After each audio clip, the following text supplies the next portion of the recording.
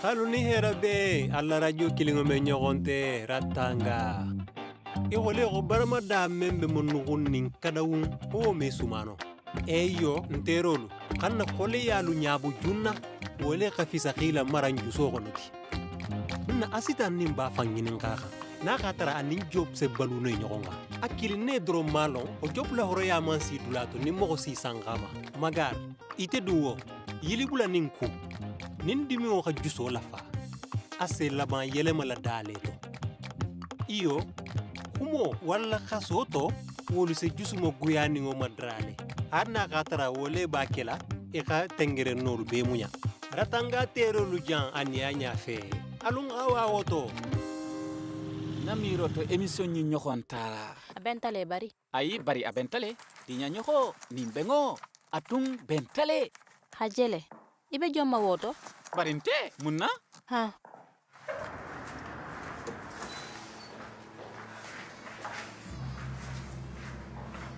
mumbe ninna ima jaman kende ngime dia mkono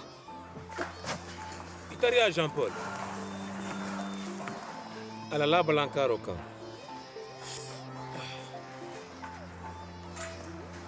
kono khakole kando be keli ala ni la fa gajan ayi bari fana be bendine mokolum nyimalo kono ntumba kono lebi kawa kule mukodi iyo akanyi atumbentale docteur ala robo nyimu misali wulole ti junna atakeno sitarano placentale de coleta ini la kili madam ya wonya minti kilo ma nyambono la Jean-Paul ndema blankaro nyimma afu astanye ka antara jam ba fa gandema bari docteur abe radio lale anyina tale bara kili adu ira fa antara jam sai C'est la vie à Ratanga, c'est la vie à Ratanga, c'est la vie à Ratanga, Ratanga, that's life. C'est la vie à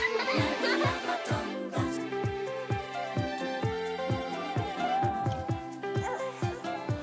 Hi yeah, hi yeah.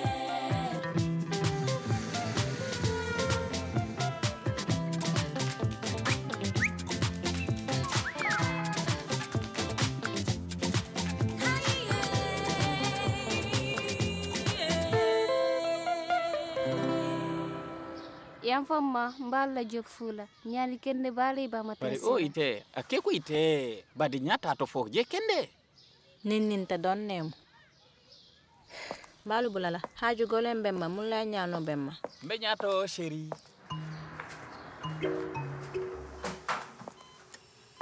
assistant ila wo ben taxa do bi la star nyame cela barin khadamu talay khola kox say xalon ne kende be émission ni ngi xam baytinte motali ngodun docteur mulay le xam bula ngaki mburi tole nata ngene message tuma men dok sala sa kanya to dondi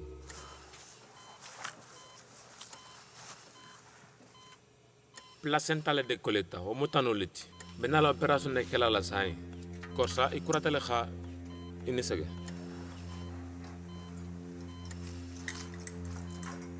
ni khan jokite ise yaay jokitaria dunia fanganta nyaaja nyaaxono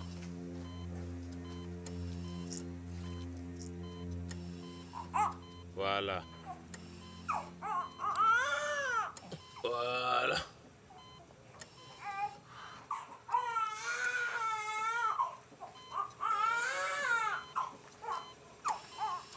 assistant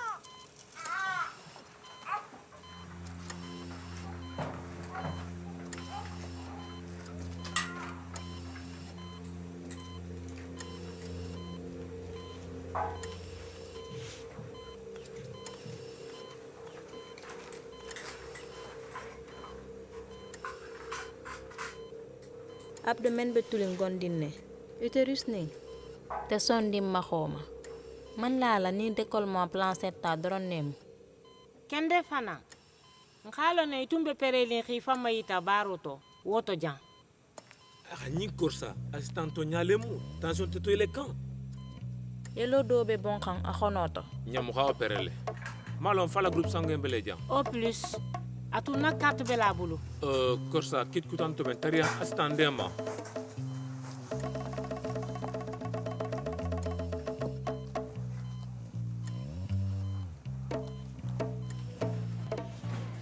be mun na jan mun na ite jigi ala lo ma komi tumba ke xa ñamen na nta fe i fate goy man baba ntem fate to ñama adum fana metara non fate to tabilo kali ka diyalma comme ni tullite kasola comme ni karo tunte taxa bari mu maati xam bi fana ibe sigi ni jele sixa na taxa sigo lay nin ke wo jela awa taxa mba fe tun xalu je wo doro mba fe xalu wo gaga miyano no tugun xa tuje sila tuli la ku ko tolu xa nga fen fenke nga pelento tegle rokko bam mbe futo salal wo me benno ki la futo sa anen xa lo gaga dimmuso itulu loy baba la ni wonte ni wote nsi kere xam bunya kan timba i xa wole soto comme fero pour xa kolu be la be comme na fana i be la to na nambaro ni be boti teleto i xan karandi le xan ke victime ti bari wo be pour atale nde malu nati pour xa permission ngene xalu wo tumule doron ka faliye na futo mba sala adum belu kutanginin se fati a ñaadi na fe kutante mbulu jam di muso fato ya dale ni ala usi fale mu ñinti awanga taxa Madame Kori Kunte? yo tana site ni sege la xame yalla tuma do kumo do lo kan tafula ñaale ma doron wole itun xa jele doron denano ania nante masi bakhono sile sileng fo xañinen xaali ku tan neke mun xake pa la placenta décollé tatin adu mun na la tension mayele axi jigituma me pathologie vasculaire no gon dingolem mar fran jangaro lemu yo ou bien gagné dimingo ku takki jerolu jangato muso bada ma ho sifafo assistant na fanyan ku wolu tugu bada aba mutalin ne ka ñoxonte to ña xatarambulu imi wakkili xawo muñante alu ima fa xara falo ala lu sul la digisilen alu flo Docteur, yaay futatale. benale ka xam makhono na biro la Awa, o bentale. ñoxonje kendo korsa esi ma sanze no janga tolbe bulo xima fele asita ni kurate ka taxa sutur la yandi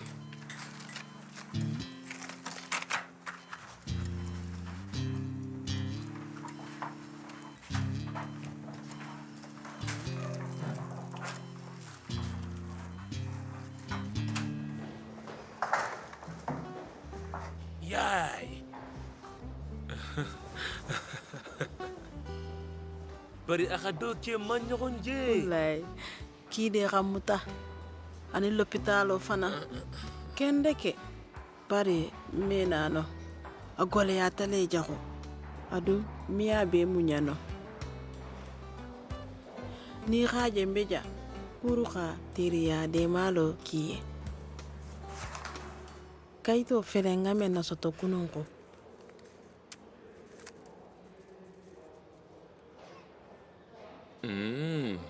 yamo girindi la le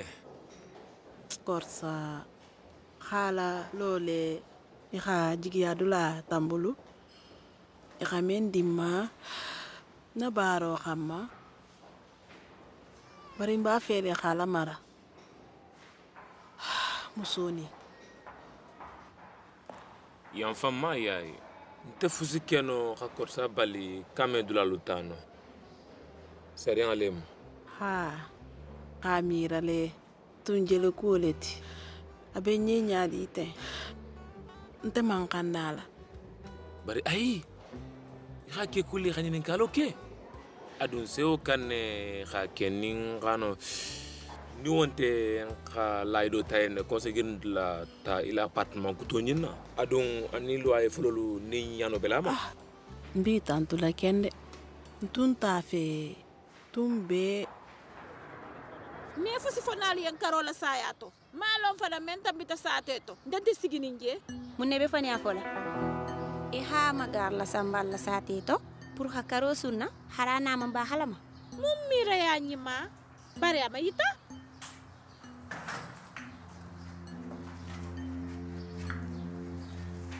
sigi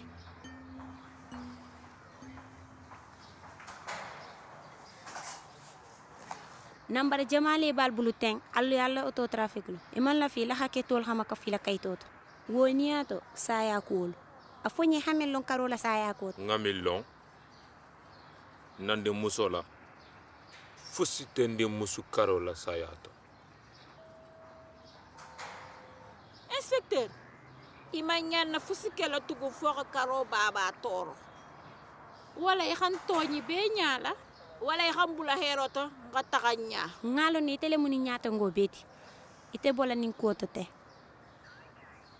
jamfa kusifani man sakundale la baro muninti adun ni muka sadun na koleti inspecteur bandi kutantal bulu ka taximuta sanale musu xoro segela comme te awa muso yandi si tantu kende ni xati bayatu ahala sunu ke heroto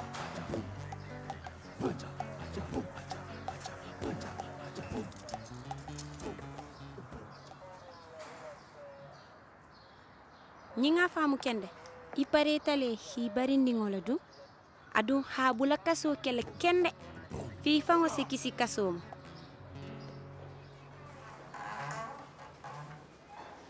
ya ile nata abe docteur Moulay la bureau la tuma do nata kor sale noto ah bo dun se benne name hare semma de mano ku ba doto hanta takhala appartement dole ma fele adun nagada je damuta yo musibali taha awa nsi sutura suba khabuso woya ini sege ayo jumale musu ba khamuto ci fanfa wote kala ki ka assistant la barol ke la baro tumu ni mulay kha khodu ndoro isi tariya khiyara tujan khole funye khame yay woto tanante iyo itedu ile fu ñoo lo kuratale ibe sagla le centre la ah yay hakili mi ma bila afonye ina tale khila mirangolta se toka chanyato awa ihame mara kude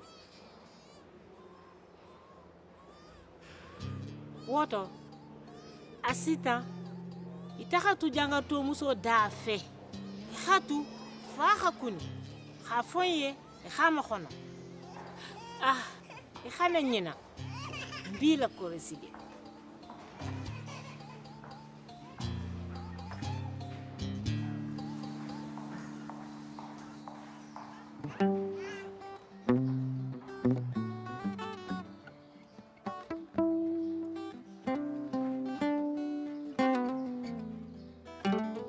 benna ifate be nyaadi sege doro bare hani aduna de marudum abe ba nyama pour alu fulo be bari tun situato ya khade kol ma placenta le seto adunga operation neke pour xijegi adum masibo tumbe fu malale ini dingo bulu ila jarali kay toto man fusi jaaxana amam fusi mayta ila tension ma yele kende para amantara teliti ba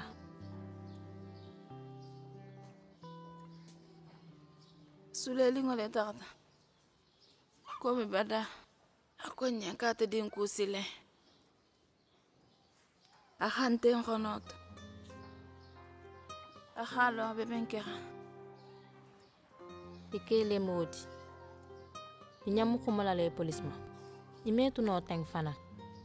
duna mero to e xanna son al xasaga ñoxonna ba fele kende bare abenna silandine nta kantala nin totel tarantem faxala de kanu te ñinti kodi name centre la jang assistant social belen bulu nsa faya ka tambi ma fele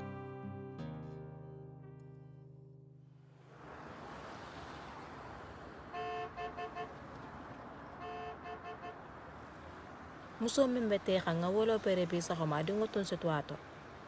tumo dolun sa fole ko dunya ni be fato ya muso nulu be mi le kelu sugande tumo dolun sa fole ni xalon chance men biye ibe ani muso do men xi sugandi ani men xalon asa dunya sugandi nyame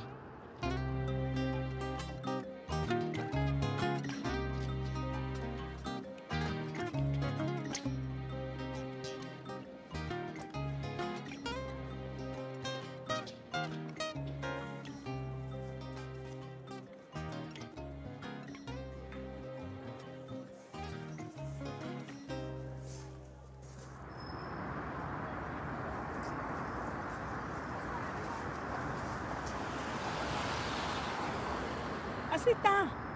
Bari be mun ke ganja. tanante Tanante ite du. nata appartement le ma fele ba fele nin job ha kafulu kilima ha ma fele nasi beng Ha, wo benta. ite du Nata na appartement ne gag. Nten kilinta tula sila. Mbelali ngala la kol bebe be na la fuloye. Bari nte ken yente. Na sewo bali pour alla bara nyima ani alla kanunte. Wala nsila emission la mele tumodol bari be bendi je kende. ini sege Yo,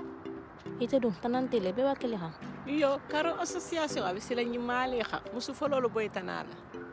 Ngalon konside male. Khata ku kendo ke. Adum belali ngala le karo nya muse wala le. Khanaje ninkela. tonya ya kaya fama den ton ka fin kon si ma de ma bari ma wakati le Bari soto ay ngani khamme. Association no wulitale. Aketa mburu geloleti. Ntele nyamma sambala. Adum fana do wakili ne silan. edu so tambe no ndo ka fo emission kono Allo? ñano bi male Nsi nyoko njate mela. awa ila sunguto xa betele bari waxato wola kilime appartement ma fele no awa nga taxa eo bari tariya bada ibe karolu koto ikhala mung ya fama bari nte bending pour appartement ni nga sagi yama dolu be sotolale tamano fan soto ah kenyin kende aduna fan soto xa appartement ma fele mo sila kuntato Malala nyisal de mano. Ate kuma ite fana? ibu boy karo ko bakan kamuta mo fakalati karo fakat tale ala kitole kanyim bela maka mais faut changer faut abalu yenne ko waxtu ñimale mu pour xa girindi Mba fe xana dunya lema yelema anin dingolu.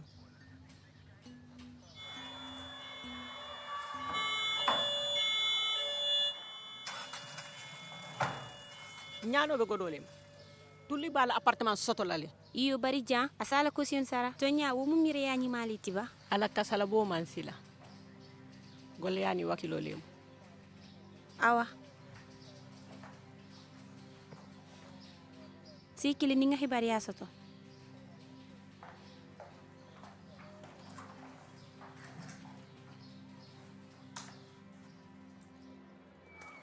Yode ho, nse kumano. Itele mutuki kana jaga ngata. Heo he. Joma inti premier hamari ndingo del mu me fatantelu segela. Hey. Bari alilo ngatambe wakato senda. Bari khide mo holula manyu. Wonte kulu woti. Adum fatan mun ketate mallala ni be bendi.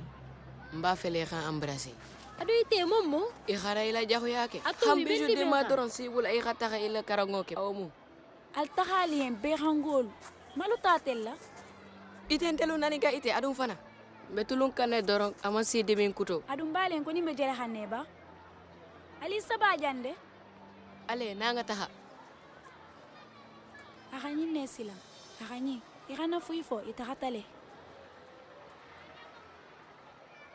ngama dimine fana be gole yali nema ndumbe kortoli nen ya kabalu ibe lali ngala fusu ke sifa ne gadiye akadin nen tayeng ngalo ne ko defolu bala bari abele ko kelu be jahumante betayate bari fanan gudo babulu xamaringulu ke dolu xa jehuli kende grupo dolu bilisela wol balu xan xaru fandingulu ko adu xa boyi xan xiyam ras hasi gerona tilitaria bari mo simi fusike xabara sharho bi atele gitan man samusudi wo muto nyale trashal wote fusti ngala pusire doron wo doron nyawunya habili kusha kison nabi tela asakitene ya to nyalim bari fati tulolo la kuma kuntangol la wo tonte fusti wo be xan tum mallala kende alu namme alta xamagar ma fele pour xaxumaye asa sillo yital la pour kusi fangonyo non xabato alu lanna nindo saluma de mano magarlem awa dun ndi muso xama sila al saxuma maga al ñimanat al sigi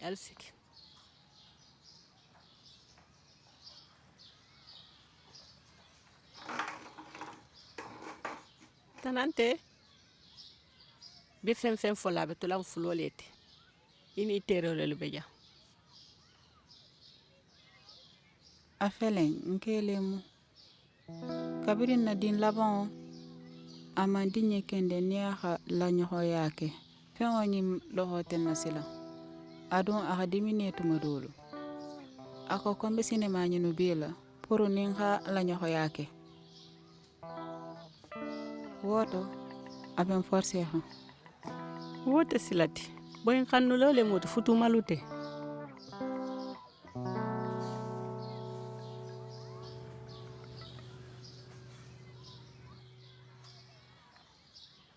aha gole bari nga la hido taye nkon se tari dafe pour xima dema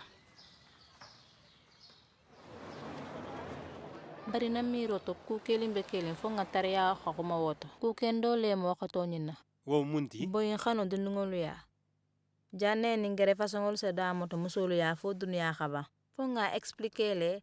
différence membe kanu ya ni boy xangoxa wo mira ya nyimaleti mallala ni wo se dia nya mo goluye bari ka cha sifani no ila nya munine lu kela ilanda mate silang ite dunga woto di job nte malon nte la miro to wote miri ni mati aseke no nakafo kelo ma fanna kha doya ndate lalin sila ni tesini muso se balon no men se kol sugande afanya la bangola ali tobeng émission be na la damutala saba fula Kiling, alo be direct lela. Hey, alala, aluli. Alu ning hera la ben job ya maratanga na balula balukan abun kende tugun.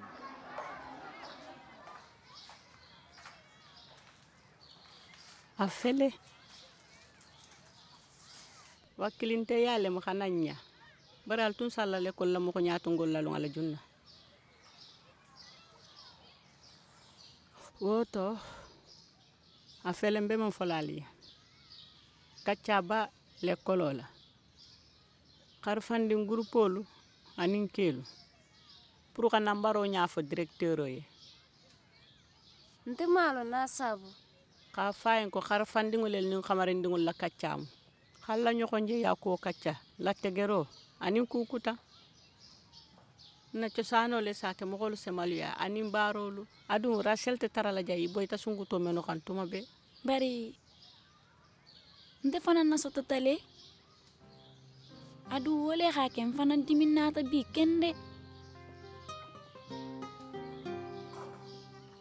adu nde woti foloti nyadi te nte fana be segelinne anyama adu nte malon semenke mbe silandi masibolu bari masiba jumanu jombi segeli nte mi afono amu mbadi ngoleti